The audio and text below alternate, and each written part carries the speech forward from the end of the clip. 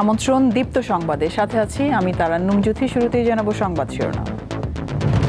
তেলের মজুদ থাকার কথা বলা হলেও পাম্পে লাইন বাড়ছেই, বিভিন্ন জেলায় ফুয়েল কার্ড বিতরণ।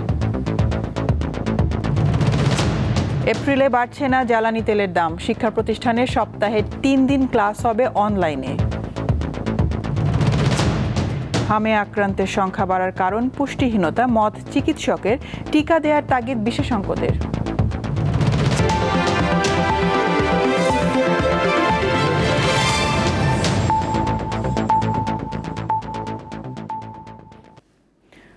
মধ্যপ্রাচ্যে গোলা বারুদের যুদ্ধ, আর বাংলাদেশে চলছে জ্বালানি তেলের লড়াই। ফিলিং স্টেশনের লম্বা সারিতে দীর্ঘ অপেক্ষার পর মিলছে তেল, আবার অনেক সময় তেলের খোঁজে রাজধানীর এক এলাকার মানুষ ছুটছেন অন্য এলাকায়। গত 1 মাস ধরেই দেশের ফিলিং স্টেশনগুলোতে অনেকটা একই রকম চিত্র। জ্বালানি তেলের জন্য যানবাহনের চালকদের দীর্ঘ সারি। মধ্যপ্রাচ্যে যুদ্ধ ছড়িয়ে পড়ার পর থেকেই পাম্পগুলো তেল দিতে হিমশিম খাচ্ছে। মঙ্গলবারও রাজধানীর ফিলিং স্টেশনগুলোতে ভিড় করেন হাজার হাজার গ্রাহক। তেজগাঁও, বাড্ডা, গুলশান ও রমনা এলাকার অনেক তেলের পাম্প বন্ধ। অন্যগুলোর মধ্যে কয়েকটি অকটেন ও পেট্রোল ফুরিয়ে গেছে বলে চালকদের ফিরিয়ে দেয়। ওইদিকে যে পাম্পগুলো ওইগুলো যদি খোলা থাকতো তাহলে কিন্তু আজকে আমাদের এখানে আসতে হয় না। গভর্নমেন্টের উচিত ওই পাম্পগুলোকে বন্ধ করে দেওয়া, যেগুলো এখন তেল দিচ্ছে না। আমি উত্তরাতে কয়েকটা পেট্রোল পাম্পে গেছি, আমি তেল দেখি এখানে নাই, এই জন্য এদিকে আসছে দেখি এখানে তেল দিচ্ছে। হাতে গোনা কয়েকটি ফিলিং স্টেশন তেল বিক্রি অব্যাহত রেখেছে। সংশ্লিষ্টরা জানান, তেল পাওয়া সাপেক্ষে তারা গ্রাহকদের দিতে পারেন। এখানে আসলে এখানে নাকি পাওয়া যায়, ও দীর্ঘ লাইন সময় দিয়েও পরে পাওয়া যাবে, আর অন্যখানে যদি না পাই। 2 ঘন্টা দাঁড়ানোর পরে আমি তেল পাই নাই, তো এটুকু ট্রাস্ট আছে এখানে তেল পাবো, সেই হিসাবে আর কি সকাল থেকে আসা। আগে হয়তো অনেক কিছু বিশেষ মোটরসাইকেল 200-300 টাকা নিত, আর গাড়ির লোক এরকম দিত। এখন সবাই লেভেলে লোড করে দেওয়া যায়, ফুল লোড করে দেওয়ার জন্য। এই জন্য চাহিদার বাইরে গেছে জনগণের, মানে হাই হতাশ, পাবে কি পাবে না, এই জন্য সবাই চাচ্ছে যে আমরা তেলটা ফুল করে নেব। সরকার অবশ্য বলে আসছে, দেশে জ্বালানি তেলের কোনো ঘাটতি নেই।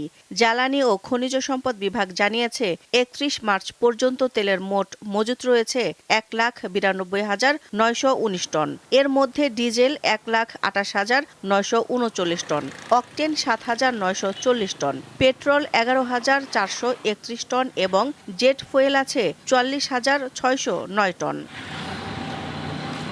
দিলশাদানি, দীপ্ত সংবাদ, ঢাকা। জ্বালানি তেলের সরবরাহ স্বাভাবিক রাখতে এবং কালোবাজারি রুখতে বিভিন্ন জেলায় শুরু হয়েছে ফুয়েল কার্ড বিতরণ।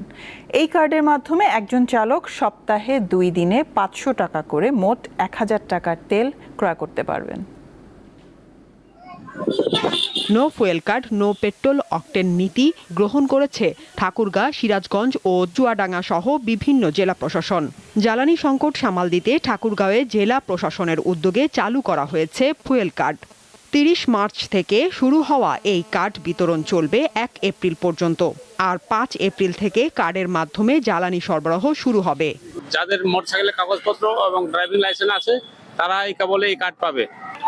একটু আপডেট কার্ডে যদি সিস্টেম করতে পারতো তাহলে খুব ভালো হতো। ফুয়েল কার্ড করলে শৃঙ্খলা ফিরে আসবে অনেকটা, এটা আশা করি, আমরা প্রত্যাশা রাখি। ঠাকুরগাঁও জেলা প্রশাসনের তথ্য মতে প্রাথমিকভাবে 20,000-এর বেশি জ্বালানি কার্ড প্রস্তুত করা হয়েছে, তবে চাহিদার ওপর নির্ভর করে কার্ডের পরিমাণ বাড়ানো হবে। যাকে দেওয়া হচ্ছে তার স্বাক্ষর নেওয়া হচ্ছে এবং ল্যাপটপে সেখানেও এন্ট্রি দেওয়া হচ্ছে। জাতীয় পরিচয়পত্র, ড্রাইভিং লাইসেন্স ও গাড়ির নিবন্ধনের ফটোকপি ও পাসপোর্ট আকারের ছবি জমা দিলে বিনামূল্যে একটি ফুয়েল কার্ড দিচ্ছে চুয়াডাঙ্গা জেলা প্রশাসন। দ্বিতীয় দিনের মতো ফুয়েল কার্ড নিতে ভোর থেকে উপজেলা পরিষদে গিয়ে লাইনে দাঁড়ান অনেকে। 1 এপ্রিল থেকে চুয়াডাঙ্গার 22টি পাম্পে প্রতিদিন সকাল 7টা থেকে রাত 8টা পর্যন্ত কার্ডধারীদের কাছে তেল বিক্রি করা হবে। তবে কৃষকদের ক্ষেত্রে এই নিয়ম শিথিল রাখা হয়েছে। এর জন্য 2 দিন সিরিয়াল দিয়ে আমরা রয়েছি এখানে। এবার সিরিয়ালের পরে যাব তেল নিতে, তেলের ওখানে সিরিয়াল। সকাল 8টার সময় এসে প্রায় সামনে 500 লোক ছিল, কিন্তু কিছু মানুষ অনিয়মভাবে লাইন ভঙ্গ করে মেরে নিয়ে চলে যাচ্ছে। সিরাজগঞ্জ জেলা প্রশাসকের কার্যালয়ে সকাল থেকে ভিড় করেন সদর উপজেলা ও পৌরসভার পেট্রোল অকটেন ব্যবহারকারীরা। ফুয়েল কার্ড দেয়া হচ্ছে সিরাজগঞ্জের সব উপজেলায়। সাদিয়া চৌধুরী, দীপ্ত, বার্তা কক্ষ। দেশে জ্বালানি সরবরাহ নিয়ে কোনো সংকট নেই। জ্বালানি মজুদ আছে 1,93,000 টন। তাই এপ্রিল মাসে জ্বালানি তেলের দাম বাড়বে না বলে জানিয়েছে বিদ্যুৎ, জ্বালানি ও খনিজ সম্পদ মন্ত্রণালয়। এদিকে শিক্ষা মন্ত্রণালয় দেশের সব শিক্ষা প্রতিষ্ঠানে সপ্তাহে 3 দিন অনলাইন ও 3 দিন সশরীরে ক্লাস নেওয়ার সিদ্ধান্ত নিয়েছে। মধ্যপ্রাচ্য যুদ্ধের কারণে বিশ্বের অন্যান্য দেশের মতো বাংলাদেশেও জ্বালানি তেলের হাহাকার দীর্ঘ হচ্ছে। এরই মধ্যে সুযোগ সন্ধানীরা যুদ্ধের কারণে অমূল্য হয়ে ওঠা এই পণ্য মজুদে অসাধু পন্থা অবলম্বন করছে। এছাড়াও মজুদের সংকট তো রয়েছেই। এমন বাস্তবতায় দেশব্যাপী অভিযান অব্যাহত রেখেছে প্রশাসন। বিদ্যুৎ, জ্বালানি ও খনিজ সম্পদ মন্ত্রণালয় বলছে, এখনো জ্বালানি সরবরাহ নিয়ে কোনো সংকট নেই। ইকোনমিক অ্যাফেয়ার্স কমিটি এবং পারচেজ কমিটিতে আমাদের বেশ কিছু প্রস্তাব আমরা পাঠিয়েছি। সেগুলো অনুমোদন হলে আমরা হয়তো যে উৎস থেকে পাওয়ার কথা সেগুলো পেয়ে যাব। আশা করছি ইনশাআল্লাহ অসুবিধা হবে না। তিনি জানান, এপ্রিল মাসেও জ্বালানি সরবরাহ স্বাভাবিক থাকবে। অনেক দূর ভবিষ্যৎ তো আসলে আমি দেখি না, আমরা তো মানুষ, খুব বেশি দূর ভবিষ্যৎ আমরা দেখি না। ফলে আমি আপনাকে যেটা বলতে পারি সেটা হচ্ছে, আমরা মার্চ মাসেও আপনাদেরকে আশ্বস্ত করেছি যে আমাদের কোনো সংকট নেই। এপ্রিলের একদিন আগে দাঁড়িয়েও আমি বলছি আপনাকে ইনশাআল্লাহ কোনো অসুবিধা নেই। এদিকে সচিবালয়ে শিক্ষামন্ত্রী জানিয়েছেন, জ্বালানি তেলের পরিস্থিতি বিবেচনায় শিক্ষা প্রতিষ্ঠানে 3 দিন অনলাইন ও 3 দিন সশরীরে ক্লাস নেওয়ার সিদ্ধান্ত নেওয়া হয়েছে। আমরা স্কুল আওয়ারটাকে অর্থাৎ 6 days এ উইক করছি। ইন দ্য মিন টাইম আমাদের ফুয়েল ক্রাইসিস, ইন্টারন্যাশনাল ক্রাইসিসের কারণে আমরা ভাবছি যে ব্ল্যান্ডিং করা যায় কিনা, অন এবং অফ আসবে এবং অনলাইনে, সেটা নিয়ে আমরা আলোচনা করেছি এবং সেগুলিকে আমরা বাস্তবায়ন করার জন্য ইতিমধ্যে আমি সার্ভে করেছি। 55% পিপল চাচ্ছে, ইউজার্সরা চাচ্ছে যে তারা যেন অনলাইনে যায়।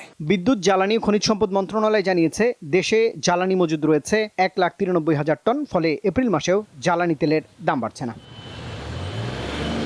রুবায়েত হাসান, দীপ্ত সংবাদ, ঢাকা। দেশে হামে আক্রান্ত শিশুর সংখ্যা প্রতিদিন বাড়ছে। চিকিৎসকরা বলছেন, যেসব শিশুর পুষ্টির ঘাটতি রয়েছে তাদের ঝুঁকি বেশি। উপসর্গ দেখা দিলেই চিকিৎসকের পরামর্শ নেওয়া এবং সময় মতো টিকা দেওয়ার পরামর্শ দিচ্ছেন বিশেষজ্ঞরা। 1 থেকে 5 বছর বয়সীদের জনসমাগমের বাইরে রাখার কথা বলছেন তারা। হাম নিয়ে আলোচনা এখন সর্বত্র। হামে আক্রান্ত হয়ে রাজধানীর একটি হাসপাতালে মারা গেছে 22 শিশু। কেন এই সংক্রমণ ছড়ালো, কোন কোন জেলায় বেশি, কি বা এর প্রতিকার, এসব বিষয় জানতে আমরা কথা বলেছি বিশেষজ্ঞ চিকিৎসকদের সঙ্গে। জ্বর দিয়ে শুরু হয়, দ্বিতীয় হচ্ছে যে তার চোখে মনে হচ্ছে যে কনজাংটিভাইটিসের মতো, চোখ উঠার মতো, কিন্তু অত পিছুটি হয় না, কিন্তু চোখটা লালচে একটা কনজাংটিভাইটিস। নাক দিয়ে পানি পড়া, এটাকে আমরা বলি করিজা। হালকা কাশি, এর পরে কিন্তু র্যাশ হয়। চিকিৎসকরা জানান, হামে আক্রান্ত হয়ে যেসব শিশু মারা যাচ্ছে তাদের নিউমোনিয়া সহ নানা জটিলতা থাকছে। অতিরিক্ত সংক্রমণের কারণ হিসেবে তারা বলেন, এ ধরনের রোগীকে আলাদা করে রাখার নিয়ম থাকলেও সবসময় তা সম্ভব হচ্ছে না। কমপ্লিকেশন বা জটিলতা হচ্ছে নিউমোনিয়া, 2 নাম্বার কথা হচ্ছে ডায়রিয়া, 3 নাম্বার কথা হচ্ছে এনকেফালাইটিস, বলে ব্রেনে চলে যায়। কিন্তু ইমিডিয়েট যে মৃত্যু হচ্ছে তার বেশিরভাগ কারণই হচ্ছে আমাদের এই নিউমোনিয়া। হামে আক্রান্ত শিশুকে নিয়ে আতঙ্কিত না হয়ে দ্রুত চিকিৎসকের কাছে যাওয়ার পরামর্শ দিয়েছেন বিশেষজ্ঞরা। যে আমরা যদি দেখি হামের সাথে ডায়রিয়া হচ্ছে অথবা খুব বেশি বমি করলে বা একটু খিঁচুনি হলো, তখন আমরা ভাববো যে ব্রেনে কোনো ইনফেকশন হয়েছে বা ব্রেনে ঝিল্লিতে ইনফেকশন হয়েছে, তখন অবশ্যই হসপিটালাইজ করতে হবে এবং তখনই নিয়ারেস্ট ডক্টরের কাছে আপনার যেতে হবে। চিকিৎসাটা বেশিরভাগই সাপোর্টিভ, জ্বরটা কমানোর একটা ব্যবস্থা করতে হবে। অসুস্থ হইলেই ফ্লুইড অ্যান্ড ইলেকট্রোলাইট ব্যালেন্স, মানে সেখানে সে পর্যাপ্ত সে শরীরে তার খাদ্য এবং পুষ্টি যদি না যায় তাহলে সে খাদ্য পুষ্টি দেওয়ার ব্যবস্থা করতে হবে। যদি রোগ অন্য কোনো সিমটম নাও থাকে তাহলে এই 2টা জিনিস আমাদেরকে এনশিওর করতে হবে। থার্ড হচ্ছে ভেরি ভেরি ইম্পর্ট্যান্ট, সেটা হচ্ছে ভিটামিন এ ক্যাপসুল সাপ্লিমেন্ট দিতে হবে। হামের সংক্রমণ প্রতিরোধের জন্য 9 থেকে 15 মাস বয়সী সকল শিশুকে সম্প্রসারিত টিকাদান কর্মসূচির আওতায় 2টি এমআর ডোজের টিকা দেওয়া হচ্ছে। তবে গত বছর অনুষ্ঠিত হয়নি বিশেষ ক্যাম্পেইন, ফলে এই সমস্যার সৃষ্টি। টিকার যে ঘাটতি, আসলে এটা অবশ্যম্ভাবী হয়ে গেছে যে এরকম হামের সংক্রমণ ঘটবে। যাদের বয়স 9 মাসের কম, অর্থাৎ যারা এখনও হামের টিকার যোগ্য না, তারা পুরোটাই ঝুঁকিপূর্ণ। হামের প্রকোপ ঠেকাতে টিকার জন্য এরই মধ্যে 604 কোটি টাকা বরাদ্দ দিয়েছে সরকার। দ্রুতই এই প্রতিষেধক আসবে বলে জানিয়েছে স্বাস্থ্য মন্ত্রণালয়। লাবণী গুহ, দীপ্ত সংবাদ, ঢাকা। সারা দেশেই বাড়ছে হাম রোগের প্রাদুর্ভাব। সবচেয়ে বেশি আক্রান্ত হচ্ছে শিশুরা। পরিস্থিতি সামাল দিতে গিয়ে হিমশিম খাচ্ছেন চিকিৎসকরা। শিগগিরই টিকা কার্যক্রম শুরু হবে বলে জানিয়েছেন স্বাস্থ্যসেবা বিভাগের সচিব কামরুজ্জামান চৌধুরী। হামের উপসর্গ নিয়ে চট্টগ্রাম মেডিকেলে মঙ্গলবার এক শিশুর মৃত্যু হয়। শিশুটি নিউমোনিয়ায় আক্রান্ত হয়ে কক্সবাজার থেকে চট্টগ্রাম মেডিকেলে ভর্তি হয়। চিকিৎসকরা লক্ষণ দেখে হামের চিকিৎসা শুরু করেন, কিন্তু টেস্টের রিপোর্ট পাওয়ার আগেই মারা যায় শিশুটি। নাটোর সদরে 3.5 মাস বয়সী এক শিশু হামে আক্রান্ত হয়ে মারা গেছে বলে অভিযোগ করেছে শিশুটির পরিবার। মঙ্গলবার ভোরে রাজশাহী মেডিকেল কলেজ হাসপাতালে চিকিৎসাধীন অবস্থায় তার মৃত্যু হয়। চাঁপাইনবাবগঞ্জের 250 শয্যা বিশিষ্ট হাসপাতালে হামের উপসর্গ নিয়ে 24 ঘন্টায় 27 শিশু ভর্তি হয়েছে। মঙ্গলবার সকালে হাসপাতাল কর্তৃপক্ষ জানায়, গত 3 মাসে হামের উপসর্গ নিয়ে জেলা হাসপাতালে চিকিৎসা নিয়েছে 293 শিশু। এর মধ্যে 4 শিশু মারা গেছে। রাজশাহী মেডিকেল কলেজ হাসপাতালে হামের চিকিৎসা পরিস্থিতি পরিদর্শন করেছেন স্বাস্থ্য মন্ত্রণালয়ের স্বাস্থ্যসেবা বিভাগের সচিব কামরুজ্জামান চৌধুরী। পরে তিনি জানান, শিগগিরই টিকাদান কার্যক্রম শুরু করা হবে। আমাদের কোল্ড চেইন রেডি আছে। আমরা টিকা পেয়ে গেলে আমরা ইপিআই কর্মসূচি এবং টিকাদান কর্মসূচি ব্যাপকভাবে শুরু করব এবং আমার বিশ্বাস ইনশাআল্লাহ আমরা আপনাদের সবাইকে নিয়ে এই সাময়িক সংকট আমরা সাহসিকতার সাথে মোকাবেলা করতে পারব। পটুয়াখালীতে প্রতিনিয়ত বেড়েই চলেছে হাম রোগে আক্রান্ত রোগীর সংখ্যা। গত 24 ঘন্টায় সদর হাসপাতালে হামের উপসর্গ নিয়ে ভর্তি হয়েছে 7 জন রোগী। চলতি বছরের শুরু থেকে এ পর্যন্ত হাম রোগে আক্রান্ত হয়েছে 45 জন। আফরিদ হাসান, দীপ্ত, বার্তাকক্ষ। জুলাই জাতীয় সনদ বাস্তবায়ন আদেশ অন্তর্বর্তী সরকারের অন্তহীন প্রতারণার দলিল বলে মন্তব্য করেছেন স্বরাষ্ট্রমন্ত্রী সালাউদ্দিন আহমেদ। মঙ্গলবার জাতীয় সংসদে বিরোধী দলীয় নেতার উত্থাপিত জুলাই জাতীয় সনদ বাস্তবায়ন আদেশ 2025 শীর্ষক নির্ধারিত আলোচনার জবাবে তিনি একথা বলেন। এদিন সংসদে এনসিপির সমালোচনা করেন বিজেপি চেয়ারম্যান আন্দালিব রহমান পার্থ। মাননীয় স্পিকার, আপনাকে অনেক ধন্যবাদ। জাতীয় সংসদ অধিবেশনের প্রথম পর্বে মুলতবি প্রস্তাবে জুলাই সনদ অনুযায়ী সংবিধান সংস্কার প্রস্তাব বাস্তবায়নের জন্য নোটিশ দেন বিরোধী দলীয় নেতা ডক্টর শফিকুর রহমান। ছাত্র জনতা এই নোটিশকে কেন্দ্র করে সরকারি ও বিরোধী দলের মধ্যে বিতর্কের সৃষ্টি হয়। ফ্যাক্ট ইস্যু সম্পর্কে আমি আজকে বলে ফেললাম। এখন মঙ্গলবারও জাতীয় সংসদে একই আলোচনা তোলেন বিরোধী দলীয় নেতা। দীর্ঘ আলোচনার পর মাসের পর মাস ইন্টারিম গভর্নমেন্ট যে জাতীয় ঐক্যমত্য কমিশন গঠন করে দিয়েছিল, তারা সংস্কারের কিছু প্রস্তাব চূড়ান্ত করেছেন এবং এরই আলোকে মাননীয় প্রেসিডেন্ট তিনি একটি আদেশ জারি করেছেন। যে আদেশটি আমি গতদিন সবিস্তারে পড়ে শুনিয়েছি। তার প্রস্তাবের জবাবে স্বরাষ্ট্রমন্ত্রী সালাউদ্দিন আহমেদ বলেন, বিএনপি সংস্কার চায় না বলে বিভ্রান্তি সৃষ্টি করা হচ্ছে।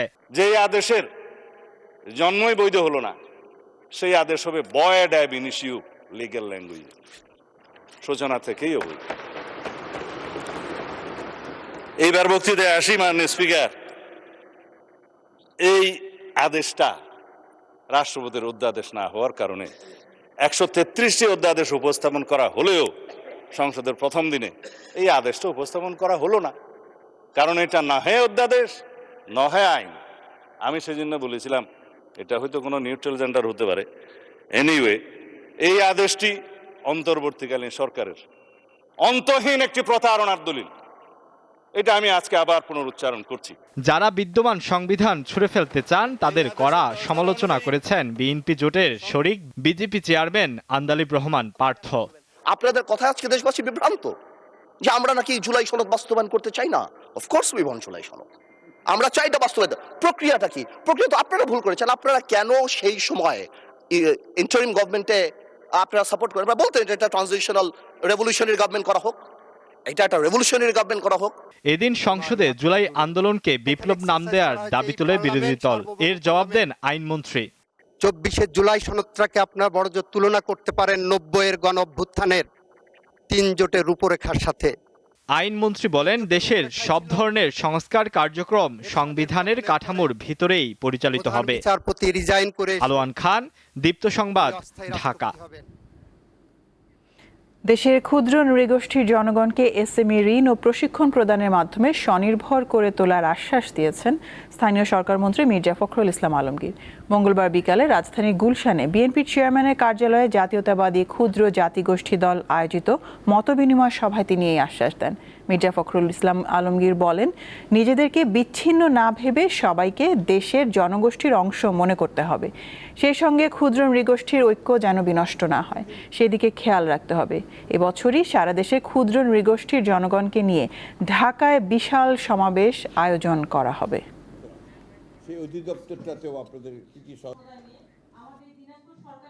আমরা চেষ্টা করব, আমরা প্রধানমন্ত্রীর সঙ্গে আলাপ করে, যে আপনাদের জন্য একটা আলাদা ফান্ড তৈরি করা যায় কিনা। একটা তো 100 কোটি আছে আলাদা, কিন্তু আপনাদের এই উদ্যোক্তাদেরকে ঋণ দেওয়ার জন্য স্বল্প সুদে হোক, বিনা সুদে হোক, অথবা কোনো জামানত ছাড়া এসএমই করতে পারে, কিভাবে করা যায়, আমরা উইল ক্যান ডু ইট। মানবতাবিরোধী অপরাধের মামলায় সাবেক ডিআইজি আব্দুল জলিল মণ্ডলকে গ্রেপ্তার দেখিয়ে কারাগারে পাঠানোর নির্দেশ দিয়েছে ট্রাইব্যুনাল। সেই সাথে পরবর্তী শুনানির জন্য 5 এপ্রিল দিন ধার্য করা হয়েছে। এর আগে আন্তর্জাতিক অপরাধ ট্রাইব্যুনালের পরোয়ানাভুক্ত এই আসামিকে গ্রেপ্তার করে ঢাকা মহানগর গোয়েন্দা পুলিশ। সোমবার সন্ধ্যায় রাজধানীর সবুজবাগ এলাকা থেকে তাকে গ্রেপ্তার করা হয়। আন্তর্জাতিক অপরাধ ট্রাইব্যুনালের চিফ প্রসিকিউটর জানান, শাপলা চত্বরে হত্যাকাণ্ডে প্রধান কুশীলব ছিলেন পুলিশের সাবেক ডিআইজি আব্দুল জলিল মণ্ডল।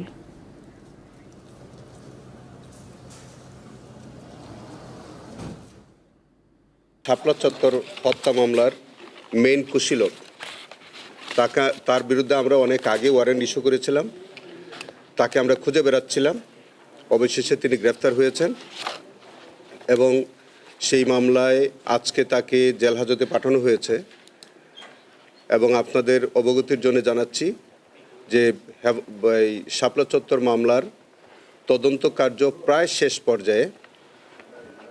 আমরা খুব আশা করছি যে খুব সহসাই আমাদের তদন্ত কার্য শেষ হবে। আগামী অর্থ বছরের রিটার্ন জমা দেওয়া যাবে সারা বছর। সারচার্জের পরিবর্তে ওয়েলথ ট্যাক্স এবং উত্তরাধিকার সূত্রে পাওয়া সম্পত্তির উপর ইনহেরিটেন্স ট্যাক্স আরোপের পরিকল্পনা করছে জাতীয় রাজস্ব বোর্ড। মঙ্গলবার নোয়াব ও অ্যাটকোর সাথে প্রাক বাজেট আলোচনায় এসব কথা জানান এনবিআর চেয়ারম্যান। এ সময় নিউজ প্রিন্ট আমদানিতে বিদ্যমান কর সম্পূর্ণ অব্যাহতি এবং অন্যান্য ট্যাক্স কমানোর দাবি জানানো হয়। গেলবারের ধারাবাহিকতায় আসছে 2026-27 অর্থ বছরের বাজেট তৈরির আগে অংশীজনদের মতামত নেয়ার উদ্যোগ নিয়েছে জাতীয় রাজস্ব বোর্ড এনবিআর। খাতভিত্তিক কর ও শুল্ক কাঠামো নিয়ে প্রথম দিনের আলোচনায় অংশ নেন সংবাদপত্রের মালিকদের সংগঠন newspapers owners association of Bangladesh NOAB এবং বেসরকারি টেলিভিশন চ্যানেল মালিকদের সংগঠন অ্যাটকো। সংবাদপত্রের মালিকরা বলেন, বৈশ্বিক অস্থির পরিস্থিতিতে দাম বেড়েছে নিউজ প্রিন্টের। লোকসানের মুখে ওয়েস্ট বোর্ড অনুযায়ী বেতন দিতে হিমশিম খাচ্ছেন তারা। এ অবস্থায় আসছে বাজেটে নিউজ প্রিন্ট আমদানিতে বিদ্যমান 15% কর সম্পূর্ণ অব্যাহতি এবং কর্পোরেট ট্যাক্স সহ অন্যান্য ট্যাক্স কমানোর দাবি জানান তারা। 2026-2027 সালে বাজেটে নিউজ প্রিন্ট আমদানির উপর আরোপিত 15% ভ্যাট সম্পূর্ণভাবে অব্যাহতি প্রদান করা একটি অত্যন্ত যৌক্তিক। এই কর্পোরেট ট্যাক্সটা কোনো হলো গভর্নমেন্টের 10 থেকে 5 আমরা হতে পারি 27.5 তারা 10 থেকে এটা কোন হিসাব। রাজস্ব বোর্ডের প্রাক বাজেট আলোচনায় যন্ত্রপাতি আমদানিতে শুল্ক সুবিধার দাবি জানান অ্যাটকোর নেতৃবৃন্দ। চিন্তাধারা আমাদের চেঞ্জ আনতে হবে। তার মানে আমরা যেহেতু এত জনসংখ্যা, এদেরকে যখনই আপনি ট্যাক্সের আওতায় মিনিমাম ইয়ে দিয়ে যখনই আনবেন আপনার সিস্টেমের মধ্যে, আমার মনে হয় এনবিআর চেয়ারম্যান জানান, কর অব্যাহতি বেশি হওয়ায় রাজস্ব আয় কমছে। আসছে বাজেটে কর হার না বাড়িয়ে করের আওতা বাড়াবে এনবিআর। আগামী বছর আমরা সারা বছর ধরে রিটার্ন দেওয়াটা ওপেন রাখবো। আমাদের যেমন 30শে নভেম্বর রিটার্ন দেওয়ার শেষ তারিখ, এটা নিয়ে একটা যুদ্ধবন্দী একটা অবস্থা তৈরি হয়। আমরা বলছি 4 কোয়ার্টার আমরা ভাগ করব। ফার্স্ট কোয়ার্টারে যারা রিটার্ন দিবে তাদেরকে আমরা ইনসেন্টিভ দেব। এনবিআর জানায়, দেশে ব্যক্তি শ্রেণীর টিআইএন-ধারীর সংখ্যা 1,28 লাখ আর ভ্যাটধারীর সংখ্যা 8 লাখ, যা হওয়া উচিত অন্তত 80 লাখ। ট্যাক্স পেয়ার ঠিক করবে, উনি কি বেশি দিয়ে রিটার্ন দিবেন না উনি কম দিয়ে রিটার্ন দিবেন, না উনি ডিসকাউন্ট। শাহরিয়ার ইমন, দীপ্ত সংবাদ, ঢাকা। ইরানের ইস্পাহানে একটি বিশাল গোলা বারুদের ডিপোতে 2000 পাউন্ডের বাংকার বাস্টার বোমা দিয়ে হামলা চালিয়েছে যুক্তরাষ্ট্র। দেশটির প্রতিরক্ষা দপ্তর একজন কর্মকর্তার বরাতে এই তথ্য জানিয়েছে ওয়াল স্ট্রিট জার্নাল। প্রতিবেদনে বলা হয়েছে, এই হামলায় বিপুল সংখ্যক পেনিট্রেটর মিউনিশন বা ভূগর্ভস্থ স্থাপনা ধ্বংসকারী অস্ত্র ব্যবহার করা হয়। অন্যদিকে আরব আমিরাতের আল সালমি বন্দরে ইরানের হামলায় কুয়েতি তেল ট্যাঙ্কারে আগুন লেগে ব্যাপক ক্ষয়ক্ষতি হয়েছে। ট্যাঙ্কারটিতে প্রায় 20 লাখ ব্যারেল তেল থাকার ধারণা করা হচ্ছে। হরমুজ প্রণালী পুরোপুরি উন্মুক্ত না হলেও ইরানের বিরুদ্ধে সামরিক অভিযান শেষ করতে চান যুক্তরাষ্ট্রের প্রেসিডেন্ট ডোনাল্ড ট্রাম্প। দেশটির প্রশাসনের কর্মকর্তাদের বরাতেই এই তথ্য জানিয়েছে ওয়াল স্ট্রিট জার্নাল।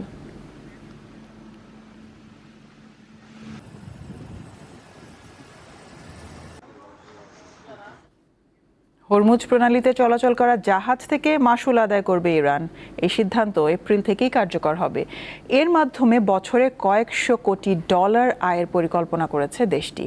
অবশ্য যুক্তরাষ্ট্র, ইসরায়েল সহ শত্রু দেশের জাহাজ এই প্রণালী দিয়ে চলাচল করতে পারবে না বলে জানিয়েছে তেহরান। ইরানে যুক্তরাষ্ট্র ও ইসরায়েলের যৌথ হামলার ঘটনায় প্রায় 4 সপ্তাহ ধরে জ্বালানি বাণিজ্যের গুরুত্বপূর্ণ জলপথ হরমুজ প্রণালী এক প্রকার বন্ধই রয়েছে। ইরানের অনুমতি ছাড়া পার হতে পারছে না কোনো জাহাজ। তেহরানের হামলার আশঙ্কায় সেখানে আটকে আছে প্রায় 2000 জাহাজ। বৈশ্বিক জ্বালানির শতকরা প্রায় 20% হরমুজ প্রণালী দিয়ে নেওয়া হয়। সম্প্রতি এই জলপথে চলাচলকারী জাহাজে মাশুল আদায়ের জন্য আইন অনুমোদন করেছে ইরানের পার্লামেন্টের একটি কমিটি। এর আওতায় এপ্রিল থেকে বিদেশি জাহাজকে টোল দিতে হবে। ওমানের সহযোগিতায় এই সিদ্ধান্ত বাস্তবায়ন করা হবে বলে জানিয়েছে দেশটি। তেহরানের দাবি, গুরুত্বপূর্ণ এই প্রণালীর নিরাপত্তা নিশ্চিত করতে ইরান যে পরিমাণ বিপুল অর্থ ব্যয় করে তা পুষিয়ে নিতে বাণিজ্যিক জাহাজ থেকে মাশুল আদায় করা হবে। এছাড়া চাপিয়ে দেয়া যুদ্ধের খরচও এই জলপথ থেকে ওঠানোর চেষ্টা করবে ইরান। তবে এই আইনে যুক্তরাষ্ট্র ও ইসরায়েলের জাহাজ হরমুজ প্রণালীতে চলাচলে বাধা দেওয়ার কথা উল্লেখ রয়েছে। পাশাপাশি ইরানের ওপর নিষেধাজ্ঞা দেয়া অন্যান্য দেশের জাহাজও এ পথ দিয়ে চলাচল করতে পারবে না। হরমুজ প্রণালী অনেকটাই ইরানের নিয়ন্ত্রণে। চলতি বছরের 28 ফেব্রুয়ারি শুরু হওয়া যুদ্ধের পর থেকে এই জলপথে কোনো কোনো জাহাজ থেকে মোটা অঙ্কের অর্থ মাশুল নিয়েছে তেহরান। বিশ্ব বাণিজ্যে গুরুত্বপূর্ণ হরমুজ প্রণালীর উত্তরে ইরান, দক্ষিণে ওমান ও সংযুক্ত আরব আমিরাতের অবস্থান। এই পথে জ্বালানির পাশাপাশি অন্যান্য পণ্য আনা নেওয়া করা হয়। ইশরাত সুমা, দীপ্ত বার্তা কক্ষ। ফিলিস্তিনিদের মৃত্যুদণ্ডের বিধান রেখে একটি আইন পাশ করেছে ইসরায়েলের পার্লামেন্ট। এতে দোষী সাব্যস্ত ফিলিস্তিনিদের জন্য মৃত্যুদণ্ড বা যাবজ্জীবনের শাস্তি অনুমোদন করা হয়েছে। তবে এই আইন শুধুমাত্র ফিলিস্তিনিদের ক্ষেত্রেই প্রযোজ্য হবে। সংবাদ মাধ্যম দ্য টেলিগ্রাফ জানিয়েছে, স্থানীয় সময় সোমবার এই আইনের অনুমোদন দেয় ইসরায়েলি পার্লামেন্ট। আইন অনুযায়ী ইসরায়েলি সামরিক আদালতে সন্ত্রাসী হামলা কিংবা প্রাণঘাতী অপরাধে দোষী সাব্যস্ত ফিলিস্তিনিদের জন্য মৃত্যুদণ্ড হবে স্বাভাবিক শাস্তি। এতে ক্ষমার কোনো বিধান রাখা হয়নি। কিন্তু একই ধরনের অপরাধ কোনো ইসরায়েলি করলে তার ক্ষেত্রে এই সাজা কার্যকর হবে না। ক্যারিবীয় অঞ্চলের দেশ হাইতিতে সশস্ত্র গ্যাংয়ের হামলায় অন্তত 70 জনের মৃত্যু হয়েছে। এই ঘটনায় আহত হয়েছে 30 জন। স্থানীয় সময় রবিবার ভোরে আটিবনির জদেনি এলাকায় গ্রামাঞ্চলে সশস্ত্র গ্যাংগুলো হামলা শুরু করে এবং সোমবার ভোর পর্যন্ত তাণ্ডব চালায়। হামলার সময় গ্যাং সদস্যরা বাড়িঘরেও আগুন ধরিয়ে দেয়। এই সহিংসতায় প্রায় 6000 মানুষ বাস্তুচ্যুত হয়েছে। অডিও বার্তায় সশস্ত্র গোষ্ঠী গান গ্রিফের নেতা লুকসন এলান এই হামলার দায় স্বীকার করেছেন।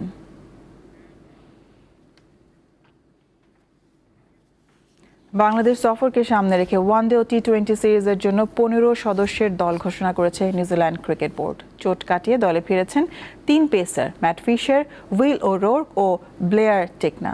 অফ স্পিনিং অলরাউন্ডার ডিন ফক্সক্রফটও সাদা বলের দলে ফিরেছেন। আইপিএলে ব্যস্ত থাকায় দলের বেশ কয়েকজন নিয়মিত ক্রিকেটার এই সিরিজে থাকছেন না। নিয়মিত অধিনায়ক মিচেল স্যান্টনার আইপিএলে অংশ নেয় ওয়ানডে ও টি-20 দুই সংস্করণেই নেতৃত্ব দেওয়া হয়েছে টম লাথামকে। আগামী 13 এপ্রিল ঢাকায় আসবে কিউইরা। প্রথম ওয়ানডে অনুষ্ঠিত হবে 17 এপ্রিল।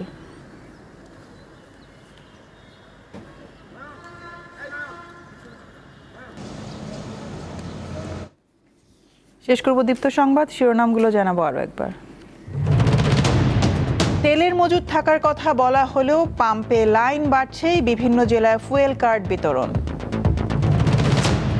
এপ্রিলে বাড়ছে না জ্বালানি তেলের দাম, শিক্ষা প্রতিষ্ঠানে সপ্তাহে 3 দিন ক্লাস হবে অনলাইনে। হামে আক্রান্তের সংখ্যা বাড়ার কারণ পুষ্টিহীনতা, মত চিকিৎসকের, টিকা দেওয়ার তাগিদ বিশেষজ্ঞদের। এ ছিল এখনকার মতন, আমি তারান্নুম জুথি বিদায় নিচ্ছি। দর্শক, আরও তথ্য বিনোদনের সংবাদ জানতে যুক্ত থাকুন দীপ্ত টিভির ডিজিটাল প্ল্যাটফর্মগুলোতে। এতক্ষণ সাথে থাকার জন্য ধন্যবাদ সবাইকে।